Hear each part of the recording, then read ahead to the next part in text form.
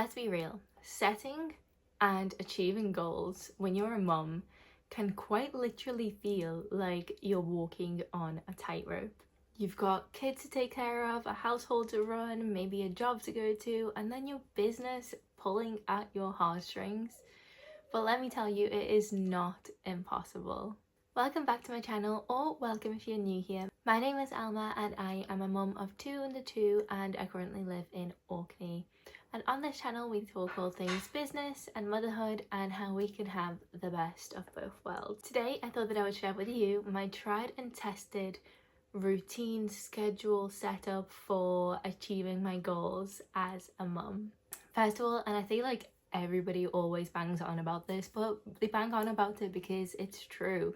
You need to have a clear reason why you are doing it. Why are you setting goals? Why do you want to achieve the things that you want to achieve? And I really encourage you to sit down for a moment and really kind of think about it and journal on it and really write your own why down so that you can have that piece of paper. You can have a look at it like whenever you're feeling kind of unmotivated, because motivation isn't going to be there the whole time. You're going to need discipline, but at the same time, if you lack motivation and you can have a look at that why and you read it and it brings up some true emotions in you, you're more likely to get motivated again. So definitely sit down and write down your why. For me personally, my why is my kids. Definitely, I want to give them the childhood that they deserve, the childhood that, you know, every child dreams of. I want to take them traveling. I want to be able to homeschool them, well, world school them. I want to take them to different countries and show them the world. And you know, for that I'm gonna need money. I'm gonna need to have big goals. I'm gonna be able to retire my partner so that he can come with us and we can build this life as a family unit. And on a bigger picture, I want to be able to give back to the world. I want to give back to, you know, families in need that maybe can't afford to have good food. And because we all see what food banks and places like that give to families, it's all very much processed food and the tins and the cans and the packets, which it's okay because at least it feeds them. But I would love to be in a position where I can give more to families in need and, you know, provide them with fresh meat and fresh vegetables and fruit and all of that kind of stuff. So that's what my passion is, and that is my why. And on the days when I'm maybe feeling a little bit down, I can read that why and be like, okay, but like I need to get my ass into gear to be able to create that change, because I'm so passionate about it. And that just lights a fire in me again, and I'm able to, you know, start working on myself again, starting on my business again, and start going towards my goals. Right when you're actually setting your goals, I feel like it's so easy to, you know, set a goal of this year I want to get fit, or this year I want to lose weight, or this year I want to even going a little bit deeper, this year I want to lose 10 kilos. It's still quite a broad goal. So I love the idea of setting SMART goals. So SMART goals stand for specific. What exactly is it that you want to do? So again, I want to lose some weight. I want to lose 10 kilos by the end of the year. That's a specific goal already. That's already narrowed it down. The next one is measurable. So again, how are you going to measure this? Going back to the weight, you can definitely measure that by going on a scale. But what about if you set a goal saying you want to be successful this year? How do you measure success? What is success to you? Is it making a certain amount of money? Is it giving a certain amount of money to somewhere? Is it building your business? What is it exactly? So again, be specific and make it measurable, because if it's not measurable, you're never gonna know. Like, success is, how long is a piece of string? You don't know. You need to figure out exactly, like, break down the numbers, the time scales. Next one's quite obvious, and it has to be achievable. Do you actually believe that you can achieve the goal that you have set?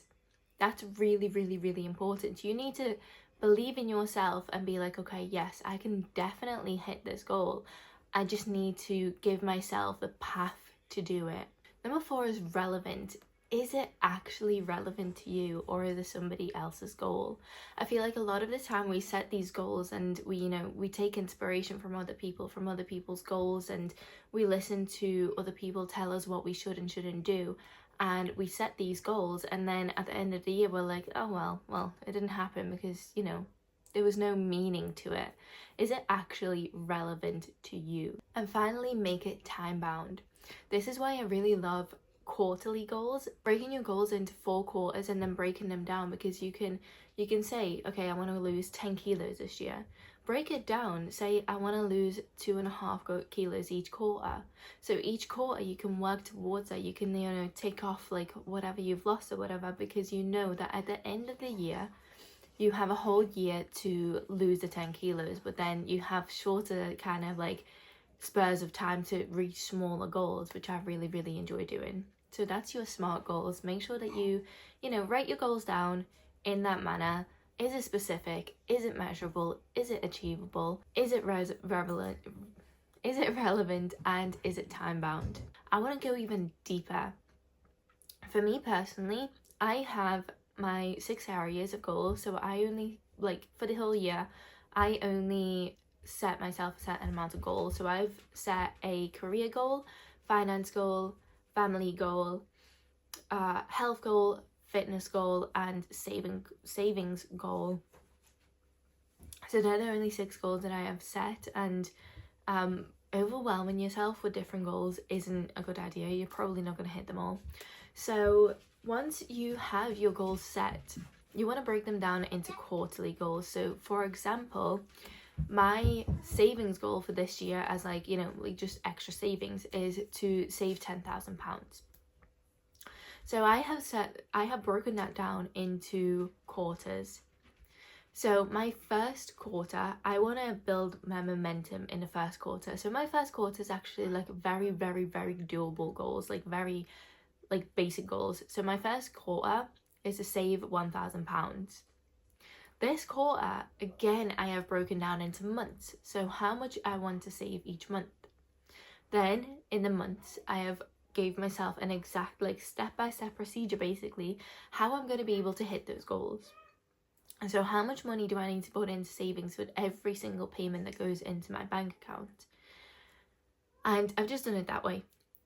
Every single goal, I have broken it down into the tiniest little mini goals that is possible, so that quite literally every single day I can check something off my board to say that I have hit the goal for that day, and that's going to help me grow to the goals that I want to hit at the end of the year. And finally, it's not really about the goals, it's more about the wins. I really want you to take into stride every single little goal every single little win that you have. If you have broken down your goals into things that you can do every single day, celebrate yourself every single day, even if it's just writing on a piece of paper that you achieved those goals. Take them off. Feel that gratification of pulling that tick on the piece of paper. You totally deserve it, because you are working towards this big goal. And then once you hit your weekly goal or your monthly goal, go take yourself out to dinner. Go do something that you enjoy. Go have a bath. Really celebrate yourself and give yourself a reward, because there's no point in doing this if we're not going to gain something out of it. So celebrate yourself, reward yourself for your hard work, because you do deserve it. Setting and achieving business goals while raising a family is all about clarity and structure, clarity and consistency. And also grace. Give yourself grace. You have a family, that comes first. Your goals should come second after that. So if maybe you are a week behind in your goals, it's fine. It's fine. The year isn't a be all. What's that saying? The year, the end of the year, your life's not going to end at the end of the year, is it? January 1st is still gonna come. It doesn't matter if you don't finish those goals by January 1st, that's okay. Let them roll over into the next year. Give yourself grace. I'm obviously not saying like don't give up on your goals and like don't just kind of like let them drag out years on end, but if you're like a month or two behind your goals, that's fine. That's fine. As long as you can show yourself that you are consistent and committed, it's okay. Now, as always, I am obviously gonna plug a little bit of my business into this. So if you are someone that wants to start your own business, check out the links underneath. I have a link to our web class, and I also have a link to sign up to our 2-week trial. If that is something that you want to do, just reach out to me once you've signed up or once you've watched the web class and you want to have a little bit more of a chat. Reach out to me, let's connect, and let's see if we can make something happen for you this year. Anyway, thank you guys so much for watching. If you enjoyed this video, YouTube thinks that you will like this one also. If not, I will see you in 2 days.